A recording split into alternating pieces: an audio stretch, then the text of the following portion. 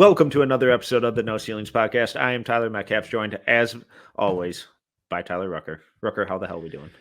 Metcalf, we're doing good. Recording on a Thursday night. Everyone will be hearing this on Friday. This one's going to get a little crazy.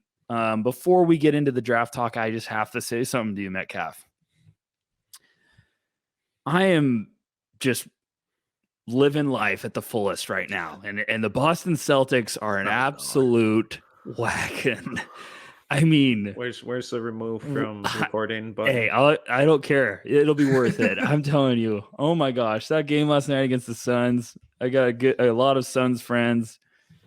They were even texting me and they're like, this team is a wagon. And I was like, yeah, I know. But as I'm saying this, the Celtics are playing Warriors tomorrow. So I'm not going to take it personal, but Golden State will probably be pissed off after that Utah loss. But anyways, Metcalf, how are we doing? Timberwolves getting on a little heater. Big old 1 game winning streak. Woo! getting crazy up here in Minneapolis. We'll leave that for a different episode. And enough of your gloating and happiness. It's too much. It's nauseating. But we're gonna have a little fun today. We're going to jointly craft a lottery big board. So we're gonna go 1 through 14. We'll each kind of propose a guy. We'll go back and forth. We'll debate them and create out our top 14. This is not the green room rankings. This has nothing to do with that. I just want that to be very, very clear. The green room is still untouched as of right now, besides the previous members. But we're gonna have a little fun, a little draft philosophy talk. We'll get intertwined in this whole thing. So Rucker, do you want to kick this off, or you want me to?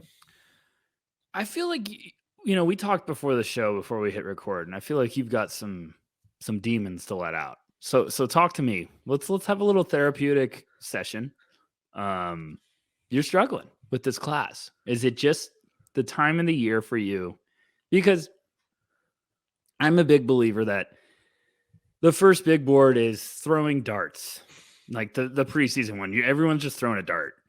You're going off of buzz. You're going off of just highlight tapes from high school or returners, whatever. The second one, you're making a lot of changes. You're trying to cement, plant your flag with some guys that have been buzzing. Everyone's trying to find the guy that no one's talking about, even though that doesn't exist because they got recruited to college and every NBA scout's been watching them. So let's calm down. ELE, everybody love everybody. We all rooting for prospects. We all love the draft. But Metcalf, I feel like you got some more demons to let out because, that's why we have this podcast. You think I just do it for fun and for no ceilings? I try to do this to make you happy. Yeah, this is a much cheaper option than therapy. So, yeah, kidding me? It's a highway robbery.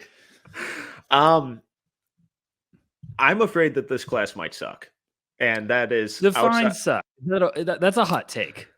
You're disappointed now because you don't know where to go.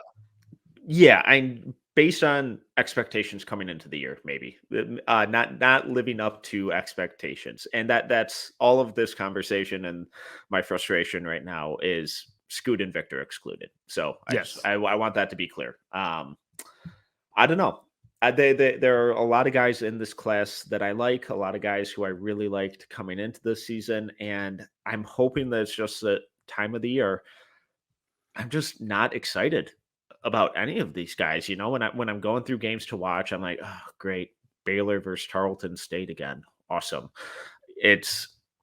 I'm hoping that it's that letdown period after the, early season tournaments. So the Maui Invitational, the Phil Knight Invitational, these big tournaments where we get these awesome matchups, and right before conference play where, teams are using these tune-up games again to build up their records, build a little confidence, start getting things integrated again before they start playing higher level competition. So that's what I'm clinging to, that this is just a low point in the long season, because there's a lot of talent in this class that I really want to fall in love with. I just haven't really been able to yet. Okay, now before everyone clips this and thinks the mad scientist is the most negative person of all time, I'm going to back up Metcalf because he gave me this little pre-event before we hit record, and I understand where he's going with this. You have a lot of guys in your top 10 that you're probably excited about, correct? Yeah. Just because you're saying this class sucks, you're not saying that those guys are. I think me and you are frustrated with the depth. It's confusing right now because there's range in every draft. There was last year. There is a big one right now where there's a lot of guys that I have no idea what to do with. Yeah. I like the flashes. There's not a lot of consistency. We're talking about Derek Lively. We're talking about Dariq Whitehead. Who else? Kyle Filipowski, Jalen Hood-Schifino.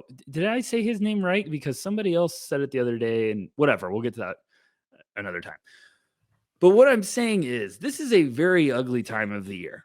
And I love Metcalf, so I'm going to back him up here. If you've seen Shawshank Redemption, when Andy Dufresne is escaping prison and he's climbing through 2 football fields of manure, this is what it's like before conference play when you're evaluating, because everyone's playing games where they're winning by 40 and you're not getting the full battle tested, 1 going up against 8, and we're not getting these heavyweight matchups every week. So we're frustrated because we're tired of watching, Arkansas win by 40 and a guy gets 5 shots that's projected to be a top 5 pick. I'm just throwing out a hypothetical. And we've got a lot of bigs in this class that I'm sorry, they haven't done squat after being projected as potential lottery picks. They haven't done squat. I think Derek Lively, I think Khalil Ware have some really, really fascinating potential and upside. I'm rooting for the kids. I can't put them in my lottery right now.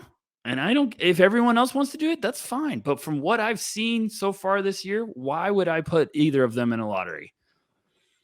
That's my opinion. Everybody else can still have them top 10. That's okay. Marcus Sasser. I was me and you were both extremely high. We were talking he'd be a lottery right now. He's been terrible shooting. No, his shooting percentages are terrible. So we're buying in all these guys, but they have a lot of weaknesses they're showing right now. And it's like, this is the time of the year where you're like, okay, you got to go 1 or 2 ways.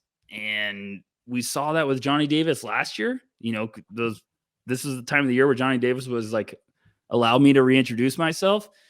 Keegan Murray, same way. We were all like, oh, he's doing this before conference play. What is he going to do? And then he just dominated. And everyone's like, okay, I guess he's a top 10 pick. But it's an ugly time right now because there's this depth is getting questionable, and we're waiting for some movers. There's always some movers that are really going to cement themselves. And, maybe it's the Julian Phillips, maybe it's Grady Dick, maybe it's Terkavion Smith after his big last game. And there's just a lot of guys that aren't, including returners. There's a lot of guys that are not taking that step. So that's what I want to back you up, because everyone's going to be like, Metcalf hates the draft. And that's not true.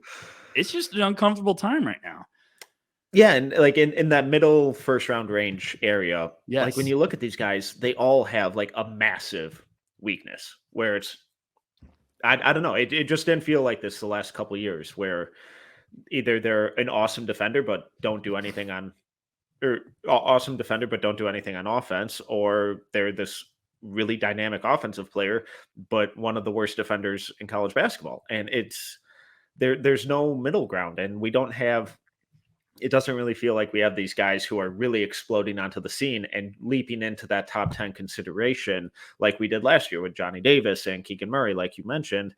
And instead we have some of these guys who are getting billed as top 10 guys who are disappointing. So maybe, and obviously 3 of the biggest names in this conversation are Nick Smith, Cam Whitmore, and Dariq Whitehead, who all had preseason injuries. I haven't changed my opinions on those guys at all, really, because I think they're all still obviously playing themselves back into game shape and getting into the flow of things. So maybe a month from now, my tune will completely change. I hope it does. I still have all 3 of those guys top 10. I promise I haven't made any drastic overreactions to them. But, outside of guys like maybe a Maxwell Lewis, who's made a huge jump up. Yeah.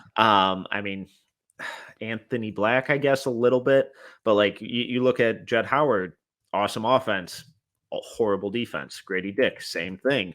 I mean, and me and you were talking about this before the show. We said, are we puzzled because there's not a lot of two-way guys to get really excited about right now? Like, I feel like there's a lot of those offensive weapons that we can get really pumped about. And like you're saying, Jett Howard looks like he's going to be a heck of a player at the next level on the offensive side of the ball. We got questions defensively. Grady Dick, same story. Like, looks like he could really shoot it from outside. Nikola Jurisic from Mega, very gifted offensively. 6'8". I got questions defensively. I'm probably the CEO of his fan club. So, like, there's a lot of questions. Tyrese Proctor, we love his defense. We still got questions offensively. So it seems like it's one side of the seesaw. And each year you kind of almost find those guys that start to creep up that you're excited about both sides for the potential. But I think, like you're saying, I think you get out of the lottery and it gets like, whoa, there's some serious questions when it comes to who's going to be consistent, who's just showing us some flashes. Guy I had very low in the preseason, Kyle Filipowski. I think I got him top 20 now because he's just been awesome. I think he's been consistent. We know what he's going to be. I've loved everything I've seen. He plays his butt off. But I don't know if that's because I love Filipowski or if it's because looking at the rest of the class, I'm like, he's better right now than all of them. So I do love the lottery. There's a lot of guys in the lottery I love, but I'm right there with you. I get it. All right. Well, we've rattled on long enough. Let's get into crafting this joint lottery ranking. Since this was your idea, I will give you the honor of the number 1 overall spot for my nomination. Yep. And for everyone listening, we're going to nominate, and then me and Metcalf can argue. I can keep track if you want to. I got it. All right, Khalil Ware, number 1. No. Yeah. Oh boy, had to let that one out. All right. There's this guy in France. Really big guy. Some people think he's not human. But no, seriously, Victor Wembanyama, I'm going to put him number 1. Do we think there's going to be anyone that has the courage to put Victor number 2 this year? And do we think they will be serious or they will be trying to be the one guy? They'll be trying to be the one guy. Okay. Where it's I'm right there with you. I'm look at how smart I am. If someone does it, I swear I will see that on the internet and I will just out loud be like, this fucking guy. It's gonna happen. It's gonna happen. I think Scoot's fucking incredible. But what Wemby's doing is otherworldly. I mean, he's taking one-legged running 3-pointers now, which is super normal. The defense, I mean, he's like regularly putting up 30 and 10. He's unless there's some damning medical that comes back, he is number 1 head and shoulders. The one-legged 3 running, I thought it was a joke the first time he did it. Yeah, and now he keeps doing it, and I'm like, okay. Like, this is just in your shot arsenal now. Okay, like who taught you this? And let's give him a raise because this is entertaining. But it's the first time I was like, okay, someone needs to calm him down, and now he just keeps doing it and hitting it, and I'm like, oh my gosh. But he's pretty good. It's a little scary how confident he's getting. And I mean that in the best way. Yeah. It's awesome to watch. Like the stuff he's doing on the basketball court, the numbers he's putting up. I'm not surprised because he's confident. He's bigger than everyone. And, he's got all that freedom now, but he's earned it. He looks like he works his butt off. He looks like he's just a machine. And I'm so fascinated to see what he does at the NBA level. And it's just crazy. Some of the stuff I need to write about this, but I feel like there's guys that play basketball that just make you laugh every game. I always joke and say it's the Nikola Jokic effect. Like every time I watch Jokic, one game, he can make me laugh with one thing he does. It's usually a pass, and it's not, just that the fact that he threw it. I'm like, oh my gosh, like And I feel like Victor's getting in that category of like, you watch his film and every game he does something where you're like laughing hysterically. He had, I think, one of his last games, they were blowing out a team and someone tried to shoot like a last second worthless buzzer beater and Victor like blocked it to half court. Like just didn't care. Just like over his head blocked it. And I was just like, oh my gosh. With like his little brother on a Nerf hoop. It's just like, it was well, yeah, like shoot it. And then the moment he shot, I just hit it 15 yards back. It was just funny. But yeah, Victor's number one. So I'm going to let you go too. I feel like I have a feeling where you're going with this one. It's Scoot. I still adore his game. I just love how he does a little bit of everything at an elite level, and he gladly plays whatever role is needed of him, where he can play on ball, he can play off ball, he can be your primary scorer, he can be a selfless playmaker, he can defend whoever you want him to. God, he's incredible. Whoever gets the number 2 pick, I know that fan base and that organization is going to be bummed because they didn't get Wemby. You still got a franchise player. So Scoot's easy, miles ahead, number 2 for me. Yeah, I think it's Victor by a very, very long amount. And then I think Scoot's I think it's Victor by a lot. I think it's Scoot right there. And then I think there is a lot of separation. But I'm right there with you. I think whoever gets those two, one of those two, you're going to be very excited. I don't know if I just missed this somehow, but he hasn't been playing a while, and I saw he has a concussion, so they're he's safe with him. Hurt, yeah. So if anyone is like, why is Scoot's numbers not? I had to look it up the other day. I was like, why didn't I see a tweet about this? Woj, wake up, get a coffee. But because I was like, why are they giving the Leonard Miller experience a lengthy trial run? And I was like, oh, okay, that noise is heating up. Okay, so I'm at number 3. So now we got it Victor. gets weird. Yeah, so we got Victor at 1, Scoot at number 2, and this is where me and you probably start to butt some heads. Yeah. Okay, I'm going to stay with my guns. I'm going to nominate Cam Whitmore, Villanova, and I'm ready for it. So where are you? Talk to me. I'm intrigued. I have him at 6. Okay. Are we spilling our personal rankings? Oh gosh. I don't know. I feel like it helps give a little context. Warning: my board is not complete. Warning. Yeah. Disclaimer. He's looked the part. Are we sure that he has like superstar upside? I think he does. Expand on that. Why? Like, what does he do specifically besides the awesome dunks and the highlight defensive and offensive playmaking stuff? You know, I hate to explain what I see. From that first game they played against Oklahoma, he just moves differently than a lot of people I've seen in college basketball this year. And it is just like he glides, he gets horizontal very quick, but it's not just the movement, it's the power with the movement. Like he's very agile. And then if he wants to attack you, you know, I think he's listed at 6'7", 235. Like he is a bull coming at you. And I just think there's a lot of raw fundamentals that are just, it's like a big, you know, those like, what is it? Hocus Pocus, the big like witch cooking bowls.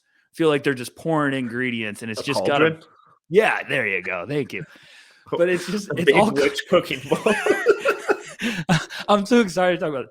So that's what I do. You're the smart mad scientist. I'm just the guy. Okay. So he's got all these ingredients in there and I feel like it's just coming together.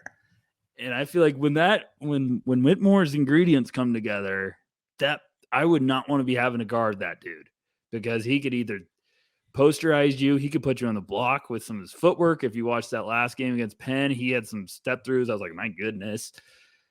I feel like the shot isn't as bad. Who is it? Oh, Corey. Corey was hating on the shot. And I was like, Corey, I like you. You're usually a good guy. But I think the shot's fine. I think it's just you're clearly seeing a guy that it wasn't good before, and it's on that way. It's in that middle stage where you're like, can we get to the respectable stage? Do you understand what I'm saying? Yeah, I tend to lean more towards Cauldron. I tend to lean more towards Corey's standpoint on the shot. Is it ugly or is it just slow? Yes. Oh Um, gosh, I did not want that.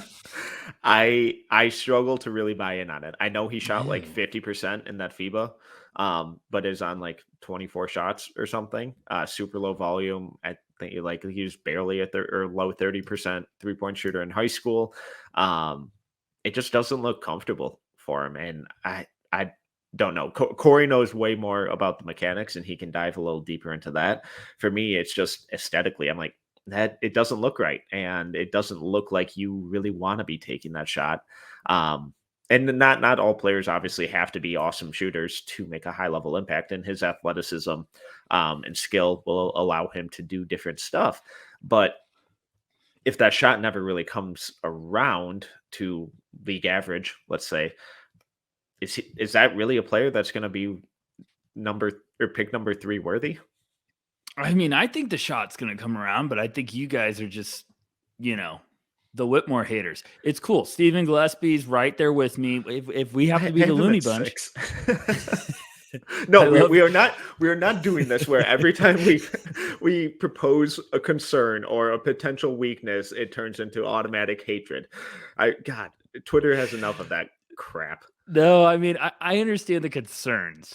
Um, but this is also the funny part about when we get past 2, it's like, okay, each guy is gonna have some concerns. So who's your nomination? Because Whitmore, we're gonna have so much fun talking about Whitmore, and it's only been 2 games, so I understand. We need more sample. No, and so I that's why I gladly gave you number 1 so that you would have 3 because I have Yeah, no thanks. idea who to put here because I don't think there is a clear number 3 right now. Well, just Um, give me a name, and then I can give you one more name, and we could debate the 3. you know what? Screw it. Let's go with a guy who I'm a little low. I have at 7, so he's not my number 3 right now. But same kind of big question with him. Let's go with Amen Thompson. Yeah, I think that's the right move. That's why I love you. I could easily put him at 3. Um, because if we're talking shooting woes, why is Amen not there? Right. And this is going to be, I actually like this idea for this pod because now I'm going to just completely destroy my personal big board because of this episode. Yeah, I'm going to just go print mine out and then just immediately light it on fire and it'll be perfect. But it's a good talking exercise. Like, that's why I was excited when I thought of this idea because me and Metcalf spent, I think, the entire day since like 6 a.m. trying to figure out what the heck were we going to talk about today. And then I was like, let's do something crazy. And this is a great now. Because you guys ruined my 3rd pick already. And, now we get to talk about Amen Thompson.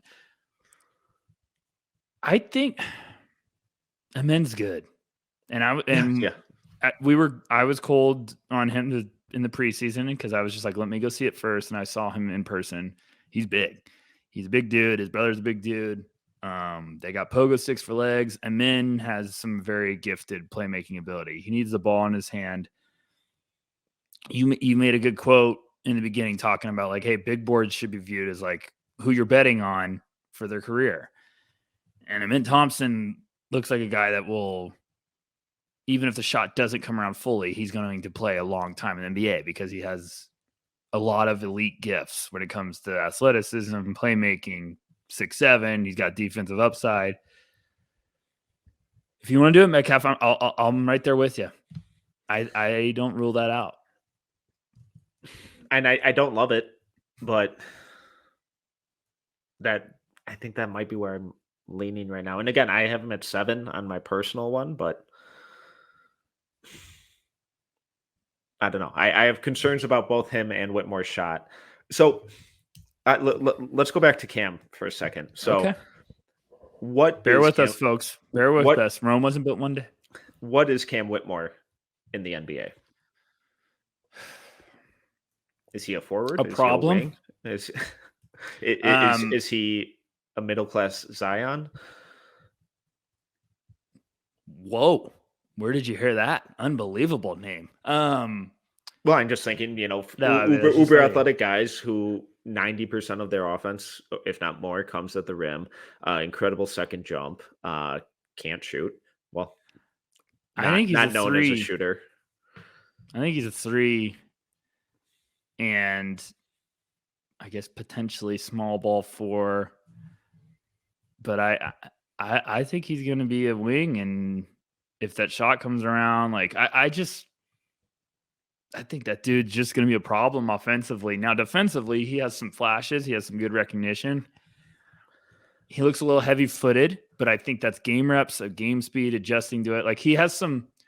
When they played Oklahoma, I feel like there were some times where I was like, he looks bored defensively.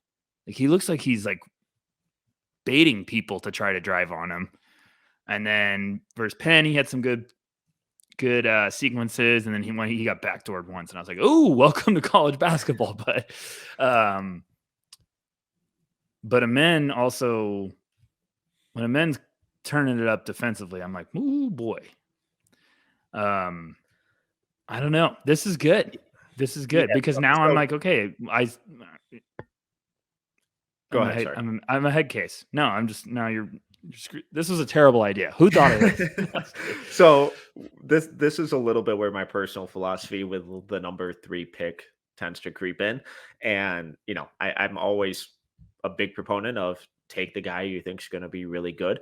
But with the number 3 pick, that means your team is dog shit and you need superstar upside. And I just see more of that with Amen, even though I have some real concerns about the jumper and how that could limit him into what type of player he is at the next level if it never improves. And there haven't been the most encouraging signs with the shot this year, but I still think he probably has the 3rd highest ceiling out of anyone in this draft. And at 3, that's probably where I would take a home run swing. I'm going to let it slide because, this is good because now all of draft Twitter is just like, yeah, the 1, 2, 3 we all want, and they can finally stop hating on us for apparently. Yeah, so let's make them happy right now, and then now we kept them in a podcast episode over 30 minutes, so let's party. And for everyone on YouTube, we love you. Yes, you watching the screen. We still love you, and everyone telling me the Thompson twins are going too late. Well, here you go. You got your wish. All right, number 4. Talk to me, Goose. I'm going to nominate Brandon Miller. Yeah, should he have been nominated at 3? That's what the streets are wanting to know. Or is it too high still? Too early still. Correction. Sorry. I do have a little bit of concern about how he's kind of struggled to create space against some of the better athletic defenders he's faced. But at his size, his shooting, I don't really have any long-term concerns in what that means for him as a player. I don't think just because he struggles to create space, he's going to be a bum or anything like that. I just think he's good. It might take him a little while as he refines his handle to kind of figure out the nuances of using that length and size to use that to generate space instead of an explosive first step. Yes. I talked with Corey Tulaba on Home Away. Shout out Corey, football giants. Eli Manning. Bum. No, stop it. And we had a good point. I was like, hey, talking about Brandon Miller. I was like, hey, a lot of people are kind of throwing the caution tape, the caution beam into the sky. Shout out Kings with the beam. And I was like, are you worried about the 2-point percentage? Because, yeah, he's had a great start to the year from outside, but he's struggling to finish around the rim. I was like, I'm not too worried because I feel like he's also battling. Mm-hmm. He's almost averaging 10 rebounds a game. He's battling in the paint. And Corey had a good point of being like, are we overrating the athleticism or the lack of it when you have that elite size? Because, and I do think that's a good point. I think you just talked about, Whitmore was superstar. I think Brandon Miller's got superstar upside. He needs a lot of things to go the right way. He needs to probably have one of those, like, spends an off season just working on counters and stuff off the dribble, and where he gets that mid range and gets that, that Paul George mid range vibes or whatever you want to call it. And then, yeah, I see a 6'9" wing that could be an absolute problem. So I have no problem with Brandon Miller 4. I got him at 4 on my board. So that sounds great to me. Love it. I have him at 5 on mine. All right, cool. Easy peasy. Easy peasy. All right, number 5, who you nominating? I'm going to stay with Cam Whitmore. I'm still there. Yeah, I'm fine with that. Okay, let's make that easy. Go Cool. ahead, 6, because I know where we're going right now, and I'm going to feel fine with it. So go ahead. But I am going to nominate some people to change, just for the listeners to kind of bring up the debate. Okay. Okay, so I have these guys back to back, 3 and 4. But based on what we've seen so far, I'm going to nominate Nick Smith.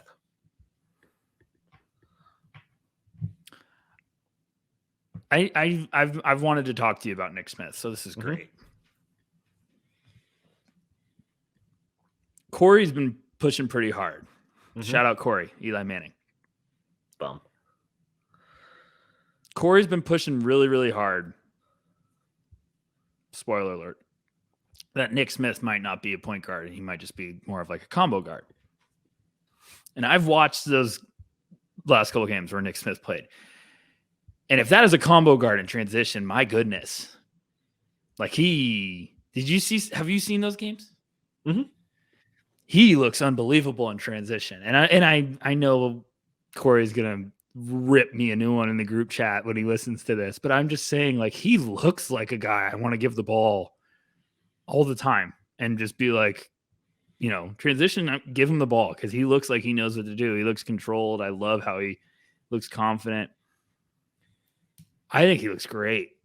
I think he's going to only get better. I think the playmaking, the assist numbers don't tell his vision. Like, I've seen him make some passes and I'm like, oh, that's beautiful. Like, extra pass, or give it up, get it back, throw one more extra. Like, I think he looks great. I've been very impressed. So what about you? I know we had the jokes early in the season about you and Nick Smith, but like, are you liking what you've seen? I mean, serious. Yeah, no, it's exactly what you want to see with him coming back from injury. I thought he's really kind of reintegrated himself really well with this team. He's not forcing it. He's not trying to take over and be like, yeah, this is my team. This is how we're running stuff now. Like, this runs through me. I'm doing everything. He's playing simple, and he's taking what the defense is giving him. He's moving the ball. He's taking his shots. He's attacking the rim. And he's just playing really smart and controlled in what I've seen. And I've loved it. I think the kind of, is he a point guard? Is he a shooting guard? Is he a combo guard debate is kind of pointless, honestly. And I think you just throw him out there in, the de facto point guard spot and just let him make an impact on the game however he can, because he can play on ball. He can play off ball. If you need him to be your, true point guard, which doesn't really exist anymore, awesome. Go do that. If you already have a primary initiator, well, he can take some of that load when that guy's not on the court, and then he can also play off of him when he's on the court. I just think his versatility on offense is really tantalizing. I think the defense is fine. I think he competes when you keep his instructions really simple. I think that's when he really excels. So it's like, hey, just play ball denial here. Awesome. Done. Hey, just be a good point of attack defender. Done. He competes. It's not a lack of effort, but just the overall offensive versatility. It's hard to ask for much else. Yeah. I have to admit, I just wanted to piss off Corey, because I feel like Corey is always happy with me. So I just wanted to get an angry group chat. So, you know what? I'm going to let Nick Smith go there, because that feels right. And I feel like we're going to get ugly as we move on. So let's pick our battles. There's a lot of hills I want to die on. That's not one of them. So Nick Smith at 6. Okay, so our top 6 is Victor Scoot Henderson at number 2, Amen Thompson at number 3, Brandon Miller at number 4, Cam Whitmore at number 5, and Nick Smith Jr. at number 6. Yep. All right. I'm gonna nominate Asar Thompson for number 7. Ooh. Okay. Talk to me. Why? He's good. Thanks. Super insightful. I love that. Well, I started out the year, I thought I had him in lower, but I also had Asar I didn't think the separation was as big as people thought. And Sarr's off to a great start. After seeing him in person, I really think it's close. I talked with Corey on the shout out Corey. I talked with him on home and away. I said, I don't think it's crazy if they're top 5 picks when everything's all said and done. Both of them. Like, it would not shock me just because I think they have that much talent, that upside. And I think Asar has a more intriguing transition to the NBA because I think I've talked about it with you. Just the versatility. He's kind of going to be, it's going to be simpler where he can play off the ball. He can make plays with the ball in his hands. He can make an impact defensively. So I don't think there's a spot where I would say it's too early for him. After you get, past the top 2, obviously, as much as I love Asar, but I just really, I think he's coming along really well. I like his shot. It looked trending in the right direction quickly. And I think Amen will get there, but Amen's looks a little behind Asar's, if that makes sense. So, and I'm going to keep having the debate with myself about like, well, if I believe in that, why don't I have Asar ahead of Amen? And that's why we wait the whole season. We get more film. Okay, I'm not really going to push back on this one. Did everyone hear that? This is unbelievable. What a day. I still have a lot more Asar film I need to catch up on, but what the stuff I have seen, and even coming into the year, I thought that just his floor was higher than Amen's, and I think that the ways that he can really impact a team are a lot more versatile than Amen, where I think Amen he kind of has to have the ball because he doesn't know how to play off ball yet. Asar already knows how to do that. The shot is improving. It's actually taking steps in the right direction. He's a good cutter, good rebounder. I love his team defense. And then his on-ball defense is really good too. He's not quite the flashy playmaker that Amen is, but I think just pure passing ability, they're neck and neck. So I'm fine with Asar at 7. God bless you. You're the best sometimes. Okay, you're at 8. I hate this. Okay. All right. So there are 3 names. I mean, I've delayed this guy long enough. So if you want to just go ahead and say his name, we can have this conversation. But go ahead. All right. Are you referencing Mr. Jarris Walker from Yes, Houston? I am. I've wanted to say his name for 3 spots. So. Yeah, well, I was tempted at 3, but I'm like, no. Where are we at with Jarris? I love everything I've seen. You haven't. I haven't watched the game, though, that you said was an ugly one. But I think that's going to be him this year. It's going to be peaks and valleys because of his role. I wish they gave him the ball a lot more, but we're not going to get that because no, we're not. This is a tough team, and they know exactly who needs to have the ball, and they know, whatever they're doing looks like it's working pretty well. So I'm not going to say like, hey, we need to give Jared, but I also think this could be a guy that if we look down the road and he goes 8th, I might be like, oh boy, he can turn into one of the best guys in this class if he goes to the right spot. So I've loved what I've seen from him. I think everyone's going to have those adjustment games where we look at a box score or they just have a down performance. And, if I'm box score watching, I think he had that bad game and then just followed it up with 12, 10, 3 and 2 or something. He had a great game. His last game is awesome.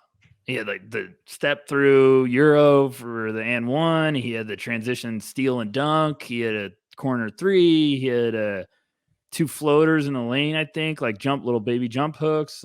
He had a monster block like on a help side. I was like, that adds up in a hurry, and I think it was like 25 minutes or something like that off the top of my head. But you're not selling me.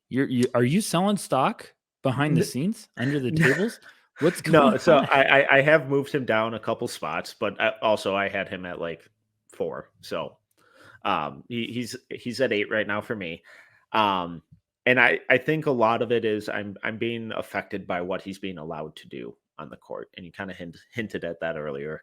Um, he's almost getting a Dylan Mitchell-esque treatment where his offensive role is, hey, go stand over here or go screen or just offensive rebound. Um, and if we hadn't done that those summer scouting reports where we went through these guys' high school film, I would be really concerned about what Jarris Walker's ceiling is. But then I have to kind of keep going back to, he essentially ran point at IMG last year, and he was defending point guards and being that point of attack defender against Montford and Sunrise Christian and the best high schools in the country. So it's like, okay, he still has all of that, but he's just being told to do different stuff.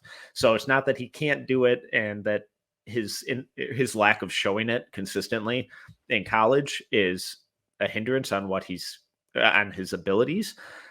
I think it's more just instruction based, and they have some seniors. They have some senior guards on that team, and they have national championship expectations. So you're not necessarily going to let this 6'10" power forward come in and experiment playing point guard, because you lose a game to a tune-up team, it's rough.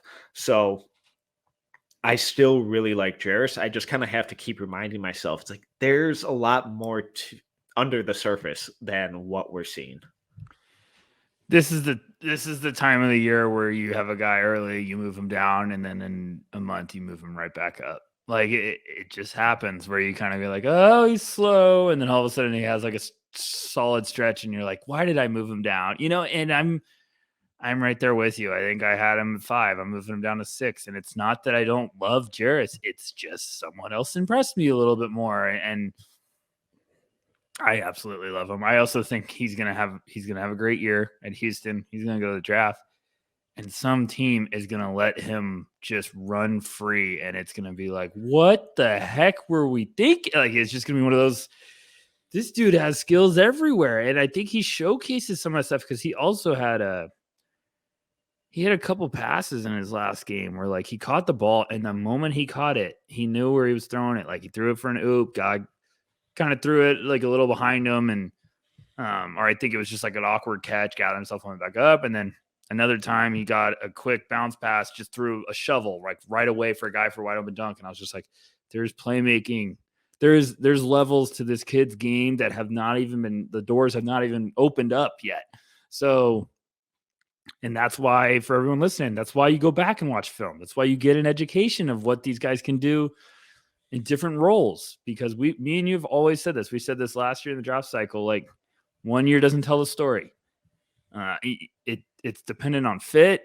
It is a lot of systems you have to understand. And I think Jared's going to have a great year with Houston, but I don't think we're going to be shown his full ability because of this team. So we went on a rant for that, but that's good reason. Who else did you have for this nomination spot? Because we're at 8 right now.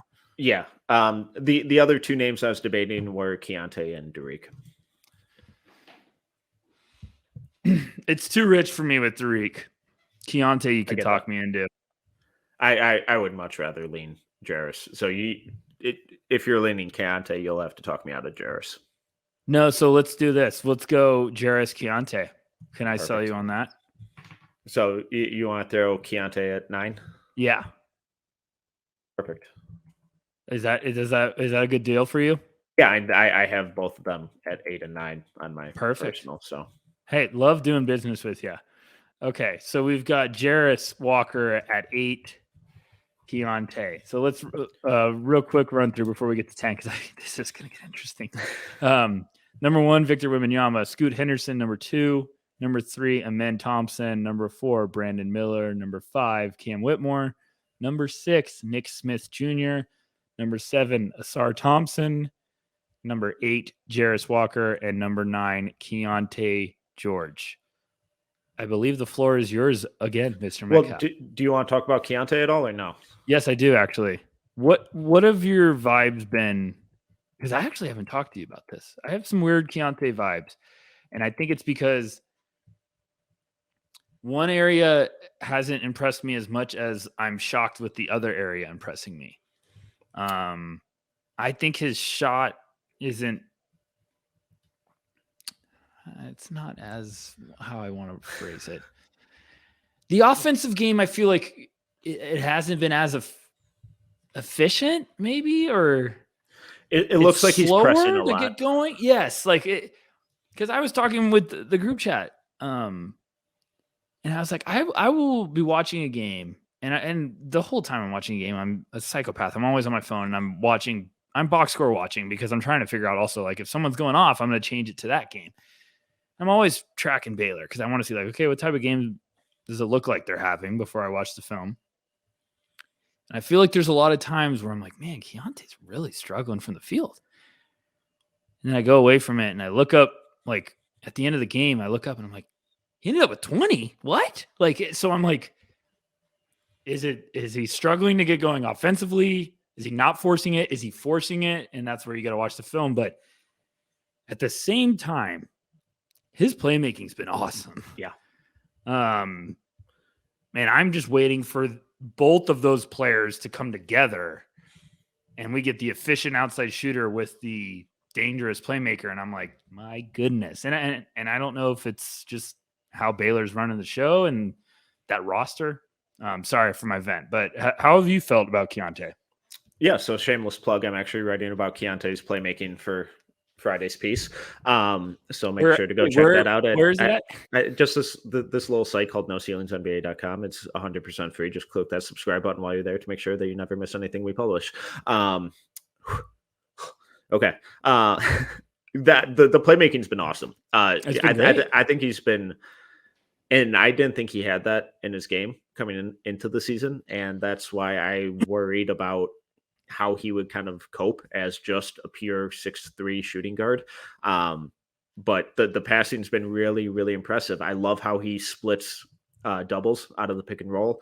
He's holding defenders and kind of moving that help defender to either create a window for the roller or a skip pass for the corner shooter. Really unselfish passing in transition from what I've seen. He throws a really good lob too, where it's just soft lob, puts it right on the rim for the guy. Even defensively, I like a lot of what I've seen. Really physical, really strong, competes. The shot's just not really been there, but like you said, then he'll just end up with 20 points out of nowhere. So I still really like Keontae. It's just confusing because it feels like he's frustrated in every game, and I'm not entirely sure why. And maybe it's because the shot isn't falling to his standards. Because we both thought that he was going to be this lights out awesome shooter. He's doing a lot more kind of off ball movement and kind of on ball creation for others at Baylor this year than he did at IMG. I don't think I think he's still kind of struggling to create space off the bounce for himself. And that was an issue he had at IMG. But the way he's using his scoring gravity to create for others is it's evolved so much that's like, oh my God, what is the next leap that this guy can take? Because I was not expecting that leap from him this quickly. I was just curious while you were talking because I was like, in a weird way, when I watched him, I'm like, I wish they gave him the ball more. Because he does some special stuff with it off the dribble. And I watched him play against Virginia, and he kind of was like, he had some cases where he got picked, and I was like, okay, like he's a little bit, and then he battled and tried to get back, and he was making plays all over the place as a playmaker. It was a tough game for him, but I thought it was one of my favorite games to watch of him yet, because it showed a lot of like gritty attitude. He just has fantastic playmaking vision, and there's a desire to make those plays, and I love that. But I feel like he looks impressive off the ball when it comes to like off the ball movement, shooting and catch and shoot, and Baylor runs some stuff from him, and it looked really pretty. I'm just waiting for both of those worlds to collide. And I was just looking it up. I was trying to see what his usage percentage is, because I was like, is it going to be low? He's at 30.7. to compare that. If you want to think of a high usage guy, Zach Edey's at 33.1. Darius McGee of Liberty is the leader in college basketball at 35.2, according to Basketball Reference or Sports Reference. Yeah, but then even you just look at his like assist rate, and you look at it I'm just comparing him to other freshmen from true high major conferences, and he's first in the country with an assist rate of 28.5. And that's ahead of guys like Cason Wallace, who's at 24.4, Jalen Hood-Schifino at 22.4. Like, he's shockingly turned into one of the best passing freshmen in this class. And I guess where I was getting at with him is, does that encourage you more with his, like, say his outside shot just starts clicking with the playmaking? Is there a world in which he goes top 4? Yeah. If he starts shooting it like he did at IMG. But my concern is that it's not going to, because he's being asked to do so many different things this year that he's not entirely used to. I like how you put that. I agree with that. It's almost like Mathurin. I don't think people realized last year Mathurin for Arizona was like an absolute workhorse. Like, they were just having him do everything in the world. That's why I'm not shocked that he's going crazy in the NBA, because he's probably because like, we were playing this simplified. fast. Yeah, he's like, my role simplified. At college, we were playing lightning quick, and I had to be running all over the place to get shots. Now I just get to do whatever I want. I got freedom. And I do feel like Keontae's learning a lot of different skill sets right now, which might make it easier when he gets to the next level. I mean, that's what we want these guys to have, is to go to college, get punched in the mouth, and then you go to the NBA and you become a pro, and it's like, man, this is easy. Like, college was hard compared to this. I'm ready to go. Yeah, I think it's honestly, I think there are going to be a lot of parallels to Jaden Hardy's last year, where, we all thought that he was going to be a good shooter, but excuse me, but if you just come in and do what you're already only good at, that doesn't grow your game at all. So I don't think his shooting numbers are necessarily going to be awesome this year, but in the long run, I think the things that he's learning to do and battle through and improve upon, I think are going to be really good for his long-term growth. Completely agree. And we can talk about Keontae forever, but let's get this heating up, because we're at 10 now. So 10. So you're up. You're evens. Yeah, so I'm going to say Derek Whitehead. I know the tape hasn't been good. So tough here. I'm in a dark place with this. But I'm still not making any drastic judgments on his game for another couple weeks. Oh, boy. So I'm going to say Gigi Jackson. So talk to me where you're at with Derek first. Because I know you all of a sudden hate Derek Whitehead. No. You're not going to throw the Nick Smith curse at me.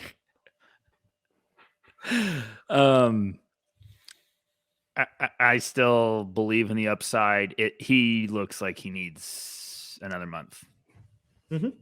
I thought he looked much better at the Jimmy V Classic. I thought he had a little bit of burst, but there was also some drives where you can tell, and it wasn't just the drive, you could tell defensively too, that there's a lack of trust with the leg, or there's a lack of that he looks a half a step slow. And there was even once, I think he had a drive, it was gorgeous, and I feel like he needed one extra step or one little dribble, gather dribble, and to get the right angle, and he missed it was either a reverse layup or he was coming across the lane to finish with the right hand, and it went in and out. I think Dickie V, shout out Dickie V, had even a comment. He's like, "Oh, those are going to come down. Those are going to start falling soon." I was like, yeah, they better.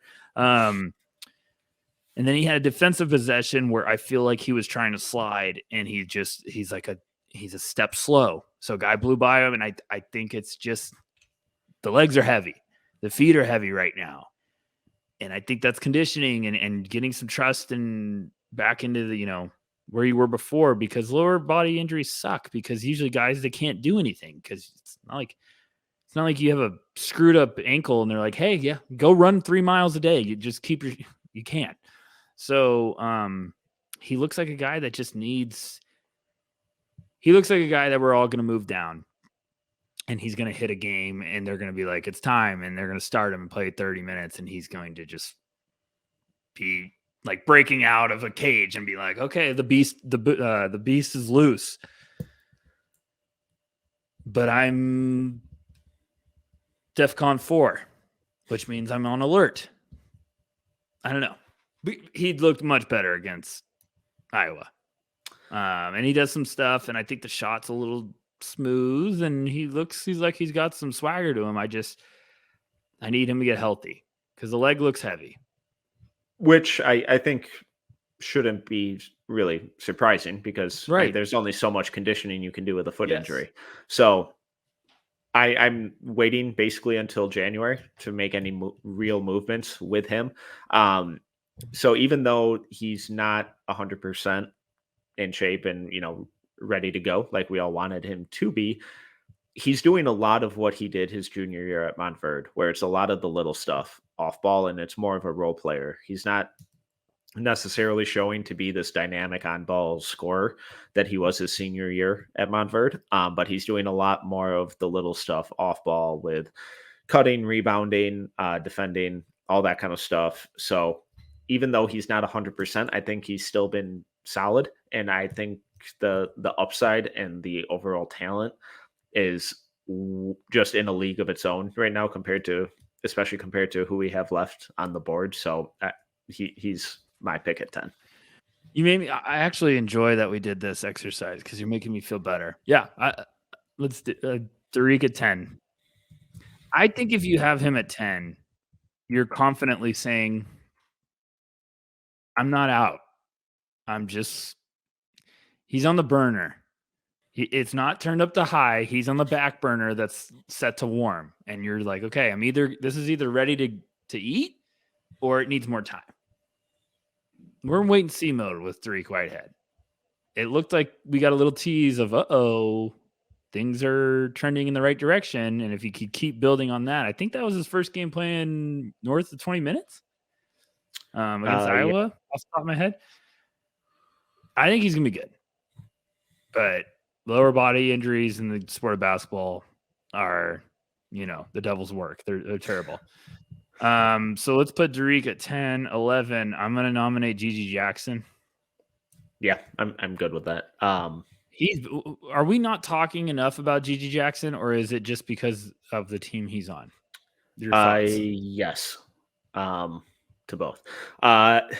So Gigi's tough for me right now, because I have him at 10, and so much of it is just upside based. I was really worried about him coming into the season, because going to that team, which isn't flush with talent, I was a little concerned that they were just going to throw him the ball and just allow him to do whatever he wanted.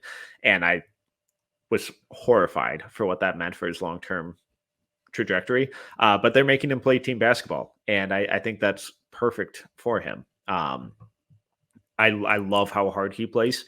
He is still super raw. He is very clearly the youngest guy out there every time he's playing, and very clearly 17.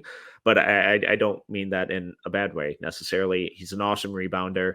I think there's some real potential with him defensively, but he is very stiff with his lateral movements, and his footwork's pretty sloppy. So he has to clean that up, but he competes really hard and works hard on that end. I think he's going to be a pretty kind of nasty scorer too. The shot doesn't always go in right now, but I think the mechanics and the different ways he gets to his spots are all really encouraging. I mean, he's still 17. Yeah. He's 6'9", 215, or whatever you want to say, listed at that. He's averaging 17 points, 7.5 rebounds, shooting splits of 43, 37, 65. Kids, make your free throws. And over a block a game. He's He is third in points per game in the SEC as a 17-year-old. I don't care if you want to say the SEC is not as strong this year. I don't care which one. He's 17. He's third in the SEC. Like, I'm right there with you. I think everything you just said about the rawness is spot on. I do love that he shocked me one game or 2 games I watched this year. He shocked me. He plays so damn hard. He plays with so much energy, and I love that. I was like, okay, I'm in, bud. I am in, big fella. You got me to be a fan, and there's a desire to compete, and I think that's where you get a coach, and he will be having a desire to get better, and you can work with that. And he also, I think defensively, he for sure has instances where defensively he doesn't really know like where to go. And that's fine. It looks like a guy that's a year behind on development. And there's also moments offensively where I think he's trying to do stuff just to do stuff where without understanding like the system. But that was early in the year. I need to go back and rewatch more. But he also has movements where I'm like, my goodness, at your size, you're moving this freely. It's just, so there's a lot of, you can see why he's such a highly touted prospect, and there's just a lot of fun tools there. So I know I'm ranting. I'm having really a good time with this one, Metcalf. Okay, we're at 11. We got 3 more. Yes. Well, so yeah, we got 12, 13, 14 left. Okay, 12. Sorry. There you go. Good. I feel like I should just go straight off my board, right? Just who I have next up or highest rated. Yeah. All right. I'm gonna go Case and Wallace. The problem is I really like Kaysen, and do I think this is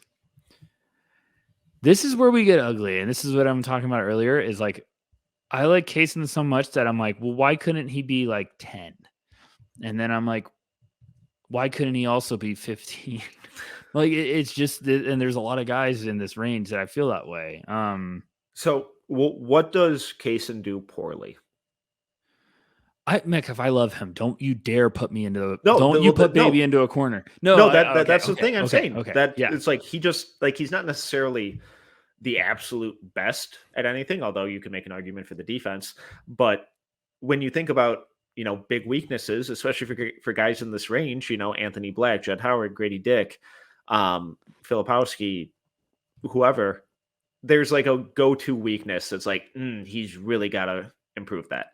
When you look at Kaysen, it's like, is he a lights out shooter? No. But is he bad? No. Is he a bad playmaker? No. Is he a bad defender? Certainly not. Does he lack size? No.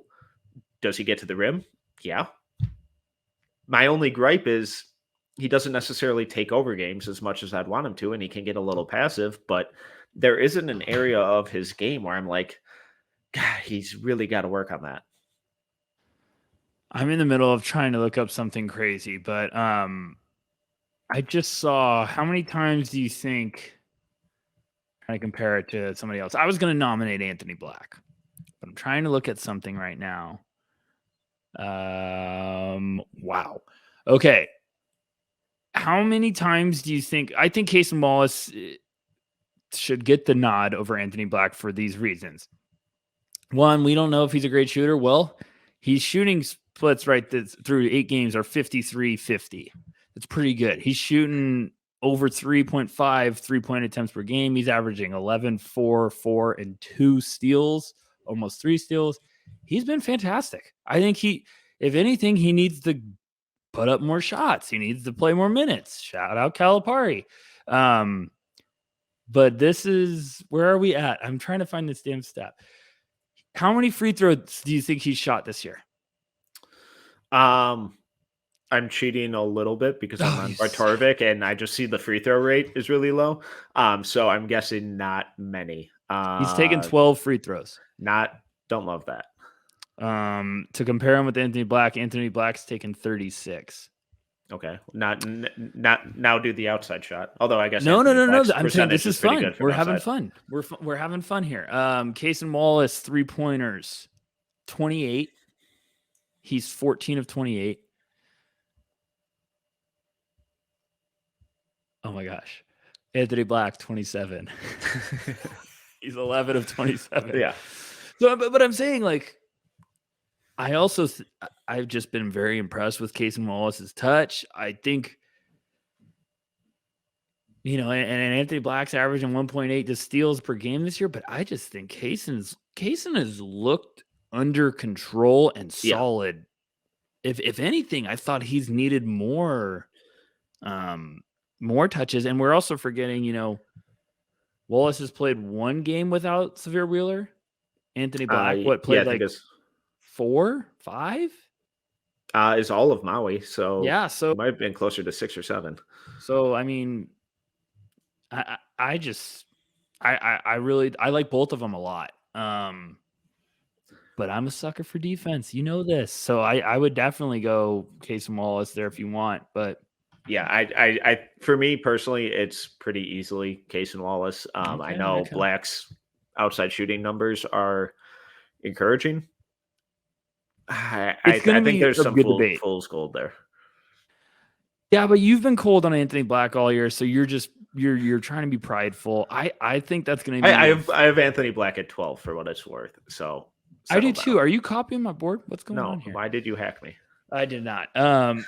I think that's going to be a great debate all year because we're going to get to everyone's going to be talking about like the top 5, top 6, and I like to do comparing positions, and I think Casey Wallace and Anthony Black are really going to be a good because I think they're both different, but they're both have some similarities where like they're good with the pace of the game and have a great feel, and they have some good touch around the basket. Kaysen's been red hot from outside. A little shocking to me. Like the shot looks good. It looks just one of those like reps and solid. I think Anthony Black, if he could stay over 40% this year, I'd be like, my goodness. But long way to go. Yeah. Okay. 13. No, yes. We're at 13. I'll say Anthony Black. Yeah, and we just debated the two, so I feel like that makes sense. I have him at 12. 14 is going to be we're going to have. I'm sorry, folks. 14 is going to be a bloodbath. Yeah, and Anthony Black has been awesome this year. I think we talked about him a lot on last week's pod too. So he's really good. I think we can leave it at that. So 14. Go ahead. This is going to be ugly. All right. So there are about 34 names here I could go with. I'm going to go Jett Howard. I'm going to say Maxwell Lewis. This is where we get ugly. And for everyone listening, I know we're over an hour. Thank you for listening with us. The funny part is me and Metcalf are like, we'll do the lottery. If we're cooking, we'll just keep going. Sure. If we're at 40 minutes and we're through the lottery, we can't even get to the 14th pick under an hour. Everyone knows we're super tight with our times. Everyone knows tight. That. Everybody knows that about us.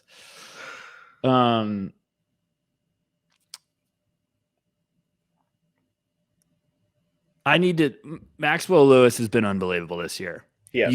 And I have to give you your flowers for Jett Howard at the beginning of the year because I do think they're both going to be lottery picks. I need to say something, and I'm not calling anybody out, but I saw a comment and it's not true. So let me just put this out there. Someone was like, oh, well, Maxwell Lewis is this year's Jalen Williams. And I was like, no, he is not. No, he is not. He is scorching early. The Jalen Williams Santa Clara, shout out OKC. That train didn't get rolling seriously until end of the season combine. People were then going, okay, who's this kid from Santa Clara? And he got scorching hot, then went earlier. So I was like, well, folks, Maxwell Lewis is already pumping serious fire on his stock. And his numbers are cuckoo, but go ahead. But I mean, tell me why. This is another good debate I wasn't expecting. Go ahead. Yeah, so there isn't a huge gap for me. I have Jett at 13, Maxwell at 17. I think what Jett does on offense is really special at his size, 6'9" or 6'8", 215. I think he's proven to be a lights out shooter off of movement, standstill, off the catch, off the dribble, step backs, pick and roll, DHOs, you name it, he'll shoot it and make it. Even his mechanics are a little funky, but they're consistent and they look the same every time and they're repeatable and they're effective, obviously. But I also think he's showing that he's an awesome passer and what he does processing the game with his decision making and how he reads defenses is really, really impressive for a player of his position and his age, where they're running sets for him and he has 5 different options and has the freedom to make whatever decision he wants out of those plays based on what the defense does. And I know that he has that freedom because they will run the same play a dozen times a game and there will be 12 different results to that play based on what the defense does. And he reads it immediately and knows exactly where his teammates are going to be in that situation. So I love what Maxwell Lewis has shown on offense, but so much of it has been just him scoring, and he is making everything he throws up there. His scoring has been super impressive, but I haven't quite seen him elevate the games of his teammates yet, like Jett has. That was a good last little pitch there. It's wow. I'm just looking at their numbers. I did not expect Maxwell Lewis has a usage percentage of 24. Thought it would have been way higher. So Jett, my biggest thing with both of them, I would be giving high fives around the room if you landed either of these guys. I think they're both going to be very good NBA players. Yeah. Jett Howard, they've both played 8 games. Jett Howard's averaging 15, 2 and 2, shooting splits of 49, 42, 70. For the analytics guys out there, that is a true shooting percentage of 64.6, which is pretty damn good. Pretty good. Maxwell Lewis through 8 games, 18, 5 and 2. And this is going to be very hard to keep up, folks. So everyone hold on to your seats. Shooting splits of 62, 52, 80. That is a true shooting percentage of 74.3. I mean, he's been unbelievable. If he keeps this up, he's a top 5. I mean, these are crazy numbers. That's absurd. It is unbelievable. I mean, that true shooting percentage with that low of a usage is just absurd. So, but they've both been, and it's funny because we just read off Jett Howard's numbers and it's like, oh yeah, those are good. And then Jett Howard's numbers are fantastic for your freshman year through 8 games. You got 49, 42, 70. It's really good. And I think they're both smart players. I think they both fluid. It's a good debate. I think I got them back to back, but yeah, and just real quick, just so I can cover my own ass here before the analytics truthers come at me. Yes, I do see that Maxwell Lewis has a slightly higher assist rate on Bartorovic than Jett Howard, but they're very different passes. They're very different players that they are passing to. I know Michigan is in theory better than Pepperdine, but passing to Porter and Mallet is a lot better than passing to Kobe Buffkin and Terrence Williams. So I'll just leave it there. I like Mallet a lot. He's fun. I like him.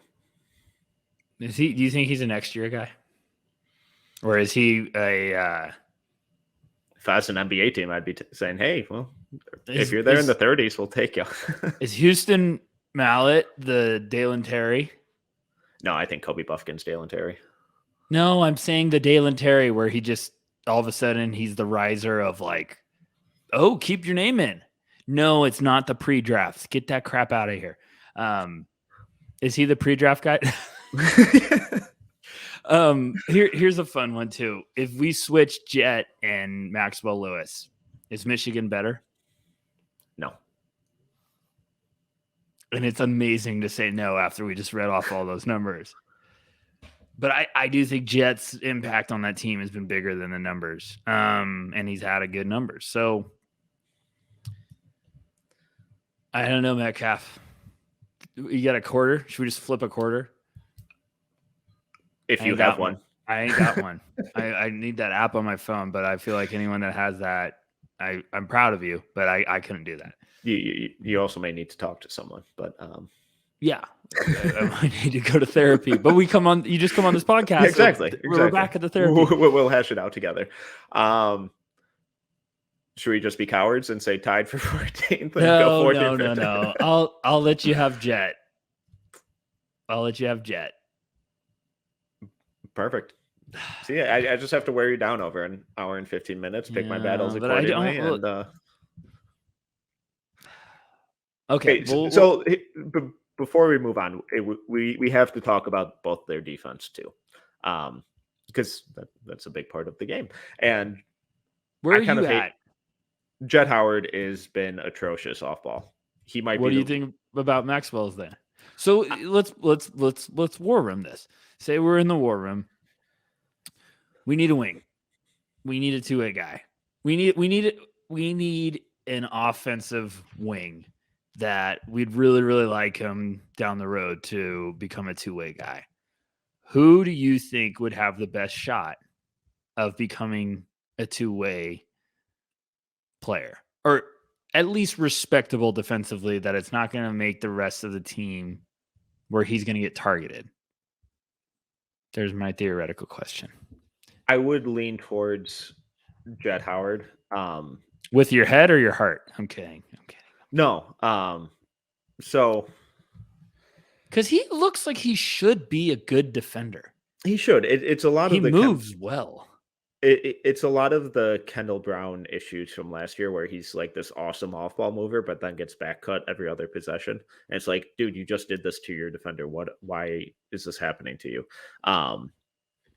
So like, I think the team defense struggles, but I also think he's a guy that you could slide up and have him defend force, and then that becomes less of an issue. And I think he competes. I like his on-ball stuff a little better than Maxwell's. I think Maxwell's on-ball footwork is kind of rough, where he like almost gets into like this weird like gallop high knees type situation when he slides laterally. It was a real issue earlier in the season. It's getting better, which is good to see. But I think Jett's size and kind of strength already gives him just a little bit more favorable potential going forward defensively. Okay. All right. We're going with Jett. All right. Boom. Before we go, because now we're in sicko status. So everyone, when we don't make the hour, when we're over hour, it's like, okay, fine. If you're sicko, you're still to us. So like, I'm not worried anymore. If we get to the, hour and 45, then everyone call the cops. But let's just have a little quick vent before we end. We'll say we got 12 minutes. We'll start the clock. Who are we struggling with after here? Who do you need to talk about? Let's have the therapy sesh. Derek Lively. Yeah, well, okay. Well, I said 12 minutes. I didn't say 2 hours. Sorry. No, and the problem is we could talk about Lively. Have you bought Jordan Hawkins yet? For everyone that isn't, I've been trying to get Metcalf to buy in. Nick just wrote a great piece at NoCeilingsNBA.com. Are you in on the first round yet? First round, no. Why? Dude's a bucket. He's a machine. What is he listed at? 6'5". Feels really small out there. That feels generous. Yeah, that's because he's shooting from 4 feet beyond the arc, so everyone looks small when he's splash zone. No, I get it. I have him at 25, and I love him. Okay. I have him like early to mid second round. I You have I'm everyone intrigued. early to mid-second round. No, I don't. No wonder you're No, I don't. stressed out. I have 15 people in early to mid second round, and then I get into the mid to late second round. That's how numbers work. Well, okay, let's talk about Lively. Let's have the Derek Lively hour, which is going to be 10 minutes. Where are we at? Me and you hate talking about big, so help me help you. Let's put a little Marvin's Room on in the background. I know I've used that joke before, but it never gets old, and I'm waiting for the day that I actually have a segment about it. I hate all of it almost. The blocks he has are like the biggest tease ever. Because I'm some always of his like, help defense looks good, but then when he misses the block and his guy just gets an easy tip in, it's like, oh, well, there that is. I don't know if they're just slowly working him back in from injury or what, and if they are, it's a slow work in. But he's being used solely as a rim runner and a screener, and he's not allowed to touch the ball on offense unless it's a lob or an offensive rebound. And then defensively, it's exclusively drop coverage with him, and they're trying to play him like he's Mark Williams last year. but And Mark got touches. well, right. No, Right? I'm just talking about defensively. No. So, sorry. I was just saying offensively, and Mark at least got touches. Like I feel like he got fed the ball in the post sometimes. Right, but I think Lively has the athleticism and agility where it's like you theoretically at least could throw different looks out there with him switching or hard hedging or being more disruptive, because he looks lost in drop coverage where he is just constantly caught in no man's land and, gives up lobs or layups or floaters and is just kind of taking up space and not really sure what to do. I don't know. It's been tough, and I don't want to put it all on him. Because I really hate how they're using him. They're using him like he's some grad transfer and not the number one overall recruit. That's what I keep in amazement. They were playing Iowa, and I feel like Dickie V or the broadcast was like, yeah, they're just using him as a rim runner. They're not going to ever give him the ball in the post. And I was like, do we think that's a problem for the number one recruit in the country? I mean, it is amazing. He's like a ghost offensively. And Yeah. I'm just in awe. Because it also just doesn't look like we're trying to rev him up. It looks just like a guy that's like, he's not in our offense. Well, and it looks like a different issue than, because when we talked about his high school film, our big issue is we forgot he was on the floor half the time, but that was like an effort issue. That was a him not really getting involved or taking over issue. That doesn't feel like the issue right now. Like when I watch him play, it doesn't look like he's going through the motions. It looks like he's trying to work hard, but what he's being instructed to do and what he's being allowed to do doesn't let him make an impact in any fashion. Yeah, I don't even think it's his fault. Yeah. I just think he's like, I'm like, what are your guys' plans with him? Are you just saying like, hey, we got Derek Lively because he was the number one recruit? Fine. If you want to do that and say, hey, we're Duke, we get the number, you got him. If I'm if I'm the next number one recruit and I see how they're using, I'm like, fuck you guys.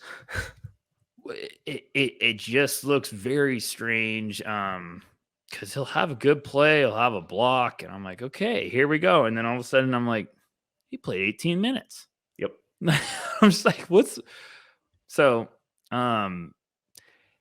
It's angered me so much that I'm rooting for him harder than I was in the beginning of the year, because I'm like, come on, man, like, give him some touches, give him some looks. Like I want him to shoot a three, because I just want him to. Yeah, be what like, happened to all that preseason social media hype about, oh my God, Derek Lively's shooting threes now, watch out, world?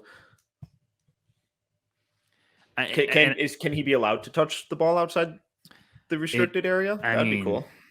Maybe like an elbow face up. I don't know. Literally fucking anything. I'm rooting for him. Oh God, yeah, always. I'm always rooting for everyone, but I mean, there was a game I watched. I actually forgot he was on offense. I was just like, where? I was like, oh my gosh, that's live. I was like, how long has he been in? And I was like watching it. It was just because there's possessions where none of the guys like touch the ball. And it's just like ISO with Jeremy Roach. And no offense to Jeremy Roach, it's just like, come on, bud. But hey, that team's weird. It's incredibly weird, but that, like we end every episode, we need to end on a high note. So I know you didn't prepare for this because you never do. But Rucker, what's the best thing you watched recently? I swear to God, if you see the fucking Celtics.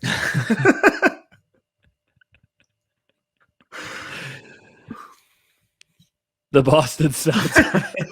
And they're a wagon. They're unbelievable. I'm telling you right now. Let me be real. I'm gonna be serious.